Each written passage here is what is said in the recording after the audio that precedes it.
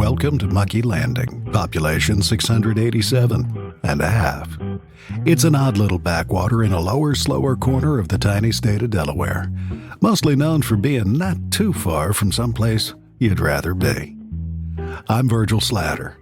Me and my partner Harmon Truesdale own the Muckey Landing Market, Diner, and Hardware Emporium at the corner of St. John's and Broad. If you decide this is finally the weekend to pile the family in the car and take that road trip down to the Nutter D. Marvel Carriage Museum in Georgetown to see the world's largest frying pan, and you end up here by mistake, that's how most folks find Muckey Landing, unless they were born here.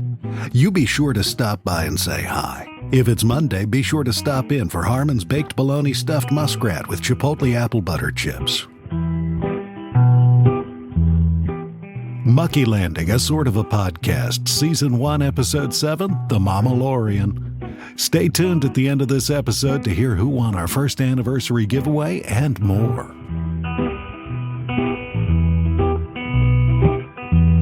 RMUK Muckey Landing. This is Tuck is Cheefe here on RMUK, and I'm your host, Codger, taking calls from all you night owls out there for another hour or so. So give me a call here. Let me know what's on your mind. Hello, you're on the air with Codger and Tuck is Cheefe. Who am I talking with? Yeah, so I was listening to the police scanner just now. What's your name, caller? Yeah, I'm calling Codger. Is this Ruger? That's right, caller. I'm Codger. Who are you? Am I on the radio right now? You sure are. Who am I talking with? Hey, Mama! Turn on the radio! I'm talking to Codger. What? Turn on the... You want to tell me your name, caller? No, my name ain't Caller. It's Floyd. Floyd Grimes. Okay, Floyd. What's on your mind right now? Oh, well, I'm down here just outside of Ditchwater near Bucolic Estates, and I was listening to the police scanner. I'm on the neighborhood watch, you know, me and my wife, and Mama and I call my wife Mama. I've called her that ever since Bertha Berlinder Sue was born, and she's just been Mama for so long I don't even remember her real name anymore. Louise? Ermintrude? I don't remember. Everybody just calls her Mama. So, Floyd... Only back then I still called her Little Mama. Of course, she ain't so little now. I just kind of dropped a little once she tipped the scale at 300. And it pretty much stuck right on through the next 7. So? That's kids. The next 7 kids, not pounds. We had 14 of them altogether, but lost one. That was little Floyd Jr. Took him up with us to the monkey ward up in Big Head City and never saw him again. That was, let's see, I think he just turned 32 that year. Uh-huh. So it would have been, I don't really remember the year, but we didn't realize he'd gone until that Christmas when we set the table for dinner and discovered we had an extra Santa Claus is coming to town 3-piece place setting that nobody was using. Really? And what with all the spouses and grandkids and everybody, we did the math and figured out little Floyd was the one missing. Course, he weren't so little either, took after his mama's side of the family, So, Floyd, you mentioned something about listening to the police scanner. What's that? Oh, yeah, like I said, Mama and I are on the neighborhood watch, and we generally take the night shift because that's when most of the good stuff happens. And Mama and I don't need much sleep anymore, so we try to keep an eye on things for everybody. So I was just now listening to the police scanner while Mama was keeping watch out the picture window that looks out on the main road, and I heard dispatch send out let me see, I wrote it down here, Dispatch sent out a 5150. Uh-huh. A 250624. Uh-huh. An 8675309 and a 711 to the Fuzzy Duck Gallery out on Ditchwater Road North. That sounds serious. For all the folks listening in, can you tell us what those codes mean? Oh, yeah, the 5150 is a fire call. The 250624 is a burglary call. The 8675309 is an ambulance call. And the 711 is a cup of coffee with cream and sugar. Well, that That last one's probably not too important, but the rest of them are. Sounds like something important's going on out there tonight. Listeners, if anybody knows what's going on out there at the Fuzzy Duck Gallery, call in and share what you know. And let's take a short break here for station identification. RMUK. Muckey Landing. Are you suffering from hemorrhoid flare-ups? Try the new Italian suppository Innuendo. I'm wearing handcuffs. Shut up, Harmon. I'm sitting in the back of a police car, and I'm wearing handcuffs. I know that, Harmon. Shut up. I've never been in handcuffs, not once. Not ever, never in my whole life. Well, except for that one time with that traveling trapeze artist, and they were the warm, fuzzy kind, not real ones like these. I don't want to hear it, Harmon. I told you. Don't go there, Harmon. But I did. I told you we were going to get in trouble. Don't push me, Harmon. It's your fault. What did you say? I said it's all your fault.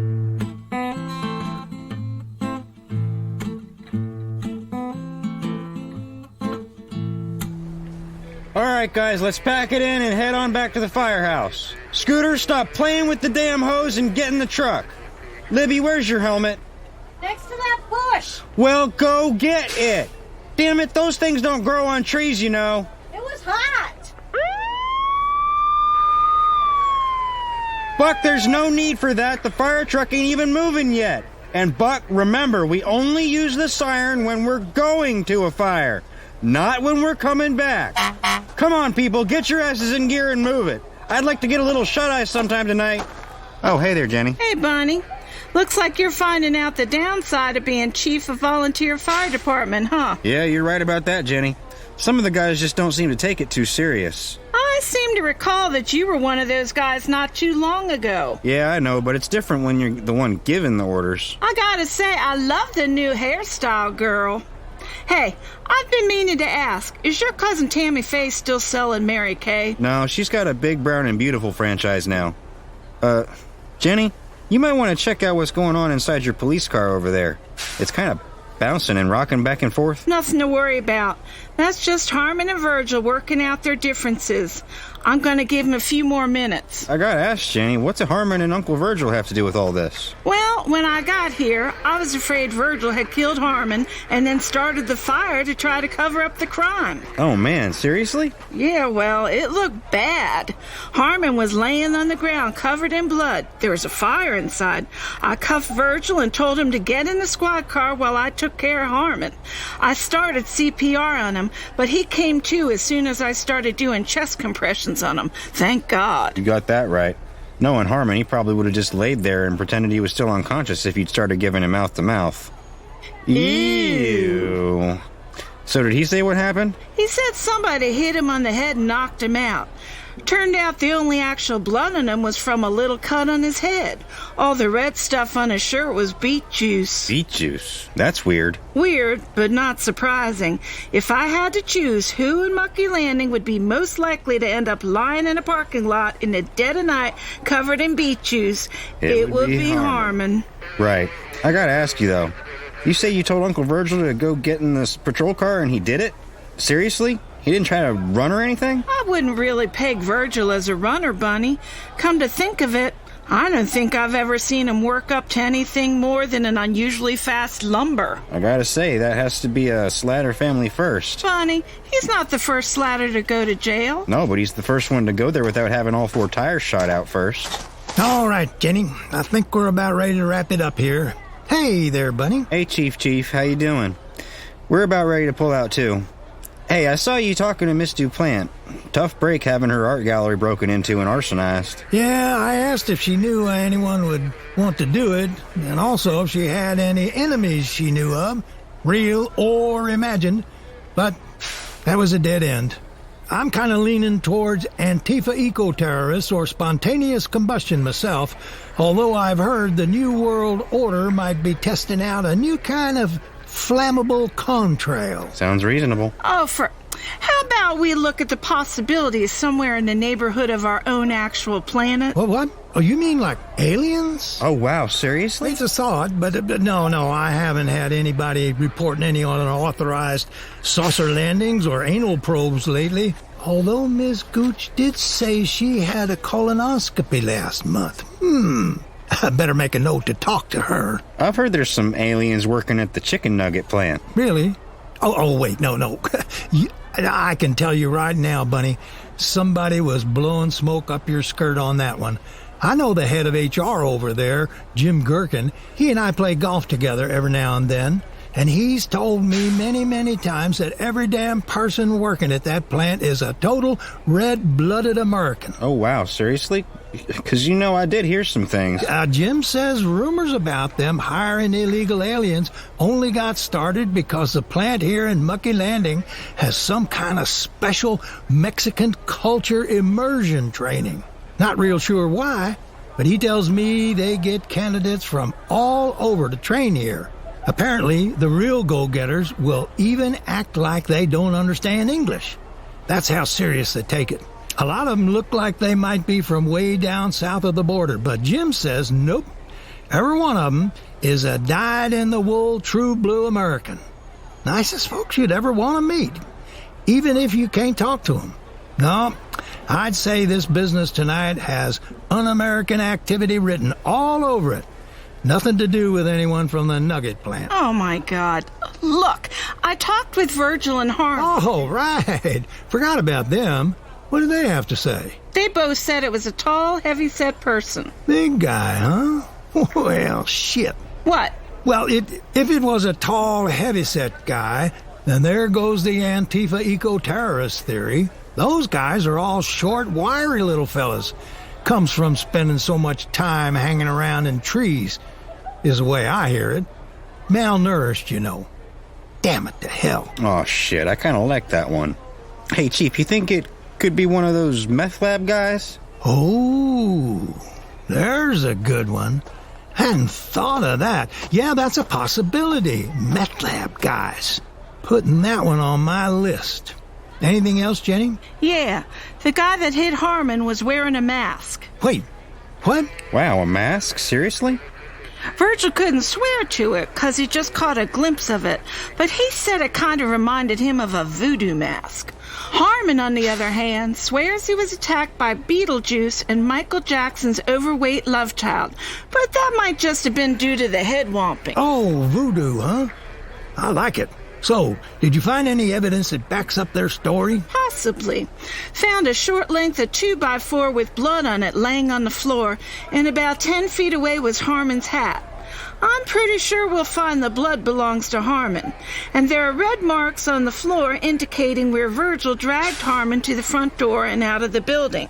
Might be blood, might be beet juice. So what were they doing here in the first place? Virgil said they'd been to the Shot in the Dark for a couple of beers, and then they were out testing a... Hang on a second. I've got it here in my notes. Okay, they were testing a Deer Blinder 2000 they bought for the store. He only pulled into the parking lot here because Harmon needed to pee. And what did Harmon have to say? Harmon says he has no idea how he got here, but that's pretty much what he always says after he's been out at the Shot in the Dark. Sounds about right. Well, we got a lot on the table here, guys. Girls, oh, the hell with it. Look, I'll meet you back at the station, Jenny. Tell Virgil and Harmon to head on home and stop by the station in the morning. I was actually going to take him back to the station. No, it's late. Tell them to stop by the station in the morning. Not that I think they'll have anything interesting to offer, but let's get the paperwork right. I'm more interested in talking to Miss Gooch. Right, Chief. Well, we'll need to get the state arson investigator in here. I'll have him call you. Jenny, what do you think actually happened here tonight? It may sound stupid, but my gut feeling is to believe Harmon and Virgil. They both have pretty much the same story. It looks like there's physical evidence, and Harmon would have told me in a heartbeat if Virgil was the one who clonked him. I think I'm looking for a third party, and this isn't the first mysterious fire we've had around here recently. Oh, yeah, there was that one down at the DuPont Nugget plant, wasn't there? You know, it's funny. The only reason I was even out this way was because I was coming back from a call all about a cougar roaming around bucolic estates. Oh, let me guess. Miss Gatterwatt's on the prowl again? Oh, not this time, no. It was actually just one of those big pussy cats from over by Atomic Farms. Oh, man, those things give me the creeps. Oh, I don't mind them. I shot the kitty with the tranquilizer, tied it to the roof with the Kevlar straps and turnbuckles we keep in the trunk of the squad car, and dropped it off out back of the nuke plant. I was on my way back to Muckey Landing when I drove by here and noticed activity in the parking lot. Could have knocked me over with a feather when I found Virgil and Harmon. You know, I've always had my suspicions about this place. Who in the hell opens an art gallery out in the country between Muckey Landing and Ditchwater? You ask me, this place is just a cover for some of those fly-by-night meth lab guys. Yeah, you mentioned the meth lab thing. I don't know, Bunny. Oh, those meth lab guys set up in all sorts of places, you know. Heard not too long ago about 2 homeless guys who set one up in the ceiling of an actual real-live Walmart's. No kidding. Oh, yeah. They were cooking their meth up there just as pretty as you please, just like you and me cooking up a mess of eggs and scrapple. And the customers down below are just loading up their carts with Fruit of the Looms and mouthwash and whatnot, with no clue about all the crime going on right over their heads. And they wouldn't have gotten caught either, except for one of them was clowning around lighting his farts with a Bic and blew the place up. Huh. I did not hear about that. Oh, yeah. You gotta watch out for those meth lab guys. You never know where they'll turn up. Well, I don't think we have to worry about that here. Old Ms. Duplan owns a fuzzy duck gallery, along with chicken nugget plant, and Lord knows what all else. I don't think she needs the income from a meth lab to keep herself afloat. Yeah, you're probably right. Well, guess I better get this gang out of here and see about getting some sleep. See you later, Jenny. So long, Bunny. Okay, guys, let's hit the road. Buck, get her in gear. Let's go. Buck, damn it, turn that thing off. Buck, Jesus Christ.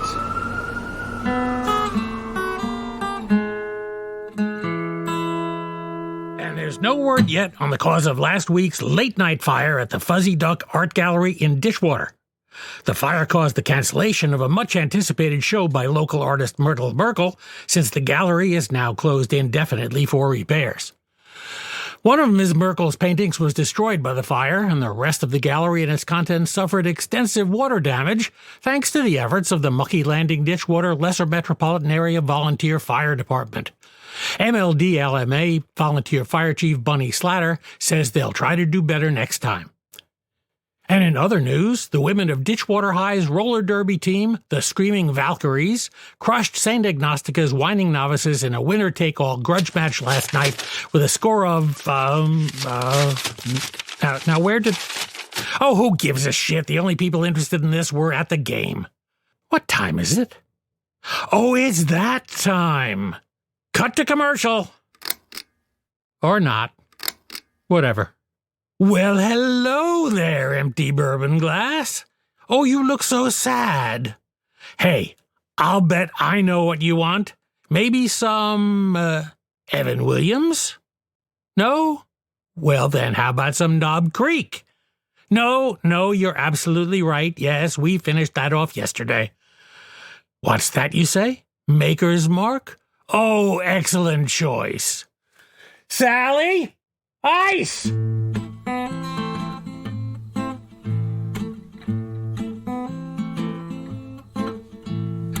Aloysius, I'll put one of these tomatoes where the sun don't shine if you don't get your butt off that produce scale. Go on now, get out of the way. Damn it, dog, these tomatoes better not be bruised. Let me get a Santa wipe out of the dispenser here. I'll just wipe this tray down before anybody gets here. All right, there we go. Now, where'd Harmon put the damn trash can? Shit. He never puts anything back where it belongs. I swear he was raised by Italian wolves. Tomatoes don't look too bad. I'll just put these back on the stand. Where'd that other one go? Ah, shit, it rolled way underneath there. Let me see if I can... reach it. Oh! Hey, Virgil, sorry I'm late. I got locked into my house this morning. What you doing all bent over like that? I had a sudden urge to perform an interpretive dance here in front of the produce stand. What does it look like?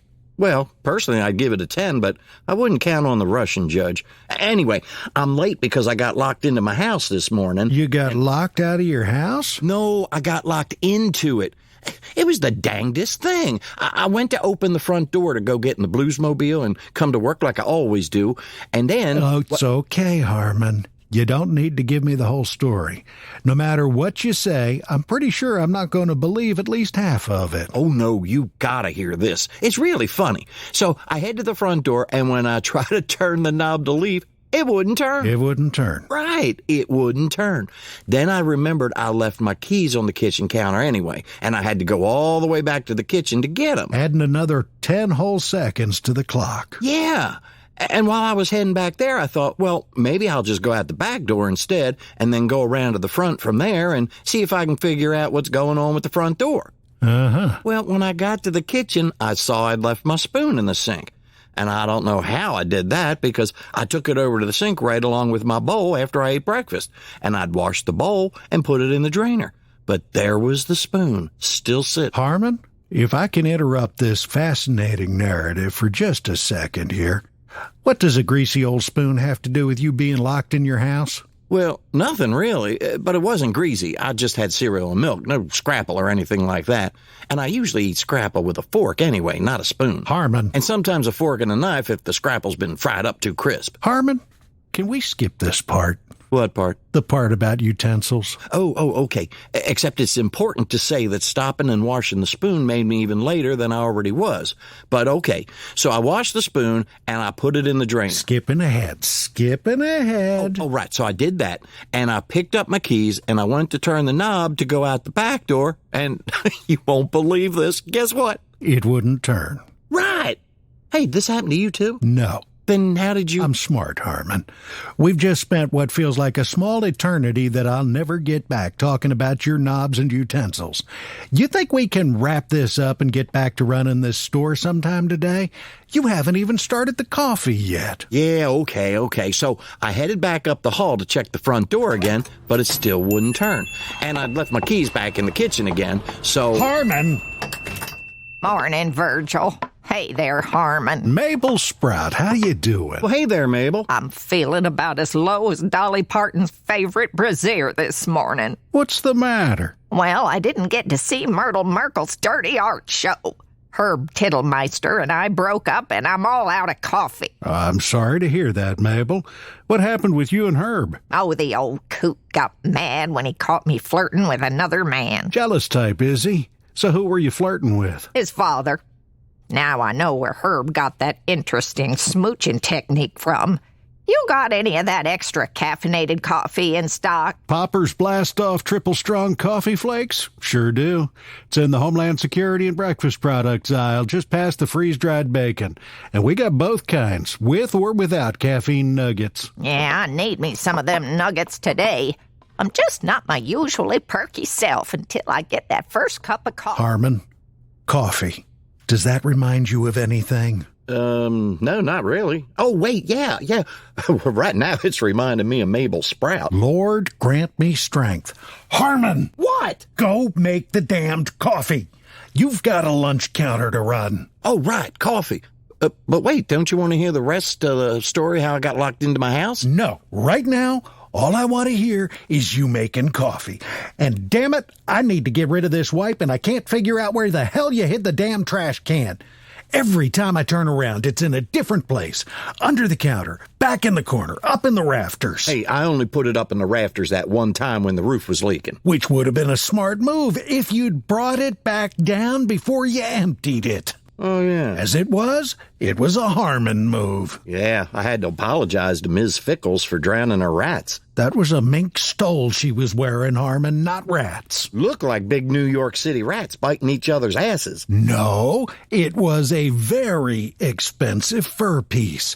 Cost us a fortune to get it cleaned. Really? Well, that solves a mystery. I always wonder how she managed to talk those rats into hanging around her neck like that. You know, I think I've already had my full Harmon quotient for the day. Harmon, please go make the coffee before my urge to kill you overwhelms my urge to stay out of jail. Now I'm tired of playing today's episode of Find the Trash Can, so take this and throw it away. And keep an ear out for the door. I gotta go refill some candy jars. Yeah, okay, Virgil, no problem. Jeez, what a grouch. Ooh, this must be one of those new ladies' perfume wipes we got in last week. Nice. Hey, Mabel, did you hear I got locked into my house this morning? So I'm in the bathroom, standing on the toilet, trying to turn the lock on the window in there, you know? And get this, you are not going to believe it, but... Don't tell me it wouldn't turn. Right. Okay, Harmon, that's enough. Huh? I told you I just came in here to get coffee. I need my coffee. Oh, okay, so I'll wrap it up real quick. I'm nearly done, okay? So I'm working on the lock on the bathroom window. That does it, Harmon. You can't say I didn't warn you. Now stand aside and let me get my coffee. Holy shit, Mabel, you just blew a hole in the ceiling. Hell is going on over there? Mabel? Harmon? You okay? Whoa, Mabel, put the gun away. It's okay, Virgil. I just needed Harmon to stop yammering on about his damned locks and knobs. Ah, okay, gotcha. With you on that one, Mabel, totally understandable. Good. Here, Virgil. Here's enough to cover the coffee. And the hole in the ceiling. Okay.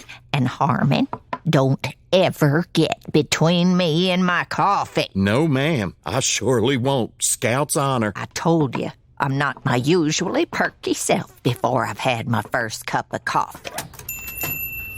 Harmon? Yeah, Virgil? You heard what Mabel said, didn't you? Oh, I did, Virgil. I most surely did. Lesson for both of us right there, I think. You got that right. I gotta go clean up back there. Clean up? Yeah, I was back in the bulk candy section refilling a jar with gummy worms when Mabel shot off her gun. And now I've got worms all over the floor. Now, for crying out loud, go make some coffee and keep an eye out for the customers until I can get back up here. Sure thing, Virg. Make the coffee, Harmon. Find the trash can, Harmon. Throw this away, Harmon. Do this, do that. I have to do everything around here. At least I don't go around dropping gummy worms all over the floor. Where'd that trash can go? Harmon! Oh, God! Oh, hey there, Mama Slatter. Geez, you just scared the shit out of me.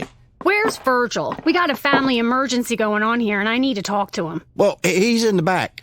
Hey, Virgil, your mama's here. Ah, shit, what the hell's wrong now? Aloysius, no.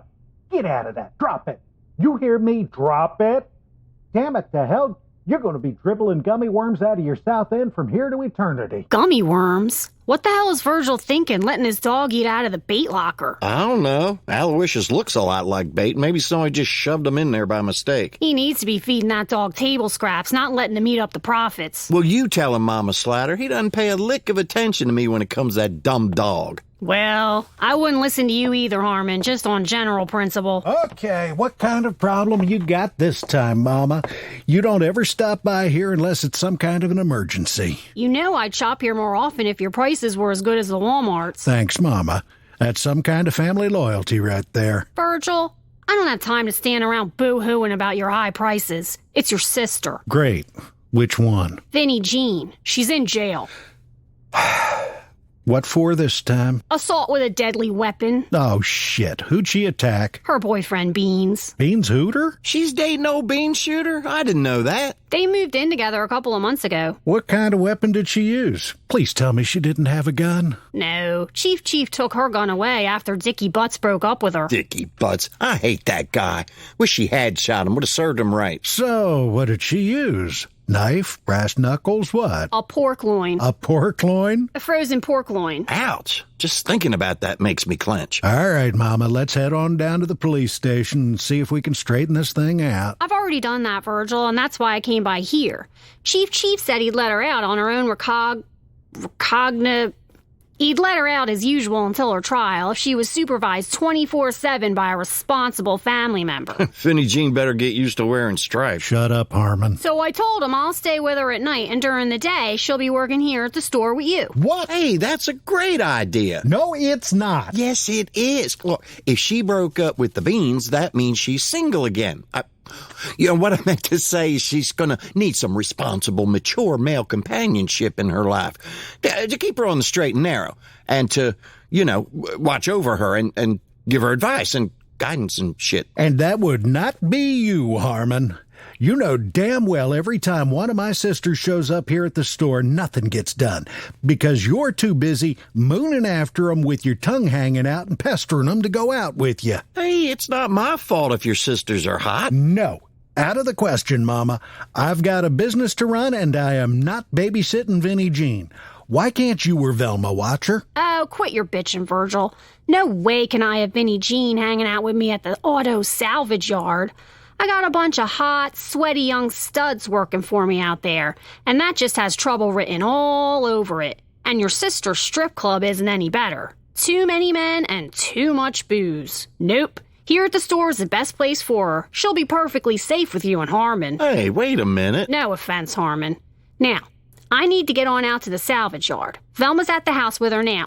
She'll drop her off here as soon as she's dressed. Oh, she doesn't have to do that. But, Mama... Zip it, Virgil. It's decided. Your little sister would do the same for you if you needed help. We Slatters look out for ourselves. You know that. Yes, Mama. Vinnie Jean working here. Wow. Oh, but, hey, don't you worry, Virg. I promise I will not let Vinnie Jean distract me from my work. Matter of fact, I can even take her back in the kitchen with me. Teach her some of the tricks of the diner trade. Just to, keep her out of your hair. Oh, this is gonna work out great. You'll see. What could possibly go wrong? Breath mint?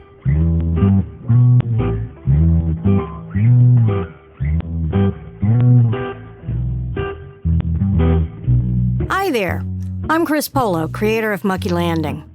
The Mamalorian featured Mike Polo as Virgil Slatter, Bruce Leister as Harmon Truesdale, Mike Barko as Ruger Codger, John Hulse as Floyd Grimes, Kane Mowrey as Officer Jenny Pilsner, Will McVay as Volunteer Fire Chief Bunny Slatter, Dick Pack as Police Chief Neville Cheefe, Kevin Smith as Mitch Pohunk, Gina Shuck as Mabel Sprout, and Aaron Rich as Mama Slatter.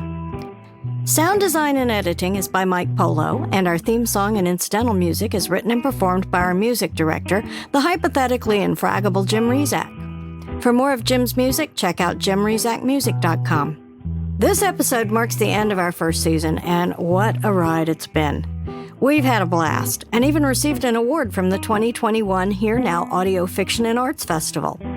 As a Gold Award winner, Muckey Landing will be featured as an official 2021 festival listening selection, beginning June 24th at natf.org. Speaking of winning, let's move on to our first anniversary giveaway. Congratulations to our grand prize winner, John Dixon of Cairns, Texas. John will receive a Muckey Landing tote bag full of stuff that Virgil bought off of Dickie Butts and can't get rid of, including our official federal Cussin Commission swear jar, an autographed copy of the script for Virgil Gets a Dog, and other useless gear. Our other winners of Muckey Landing swag are Michael Nemeth of Palmerton, Pennsylvania, Michael Clark of Rancho Santa Margarita, California, Jeanette Hanna of Cleburne, Texas, Sherry Abbott of Alton, Virginia, Rochelle Haynes of Chicago, Illinois, Lydia Grants of Vandergrift, Pennsylvania, Warren Kaiser of Castlewood, Virginia, Marcus Fry of Cedar Park, Texas, Deborah Stangby of Rowlett, Texas, and Sandra McDonald of Stafford, Virginia. Harmon picked out some merch for you guys based on whether he could make a dirty joke out of your name or not, so be careful when you open it. Congratulations to everybody, and huge thanks to all who entered. Before we go, I'd like to share a lovely review we received from Potato Lady Bex Goose on Apple Podcasts.